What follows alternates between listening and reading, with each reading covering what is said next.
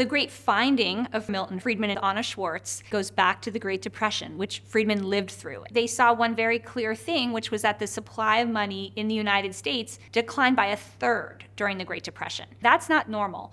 Why was the Federal Reserve not intervening?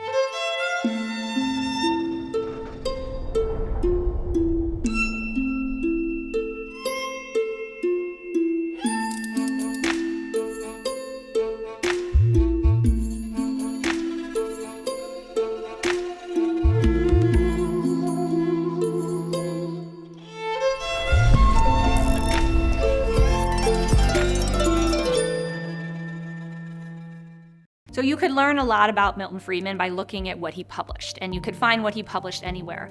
What you can only find in the archive, though, is how much work went into those publications. The real origin of a monetary history goes back to the Great Depression, which Friedman lived through. And like all economists and just thinking people of his time, he wanted to know why. Why did this happen? Why was the Depression so long? Why was it so bad? And he had learned at the University of Chicago that the Depression had something to do with money and banking, that really it was a crisis in the banking system that then spread to the broader society.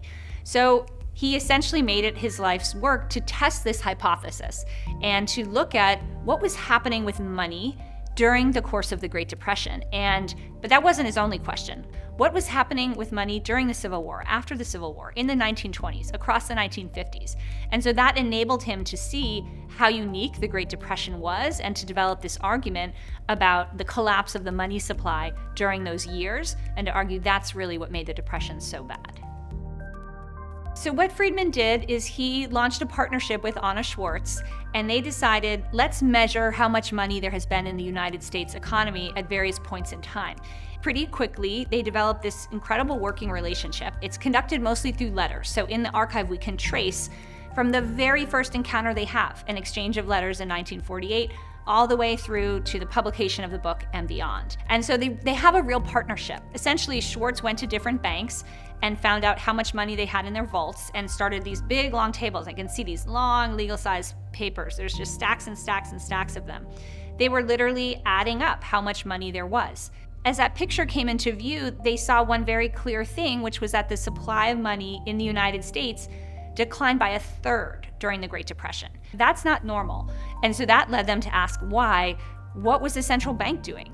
Why was the Federal Reserve not intervening? Friedman felt that the Great Depression was in large part caused by the Federal Reserve's inaction. And this is really interesting because we remember Friedman as someone who had a sort of hands-off vision of what the government should do. In this particular instance, he looked at a government institution, the Federal Reserve, and said it needed to do more. It had one job to do, which was to stabilize the banking system, and it didn't do that. A monetary history of the United States is the playbook for what to do in an economic crisis, and that's how policymakers think today. That's why in any economic crisis, they rush to support banks, they rush to provide liquidity.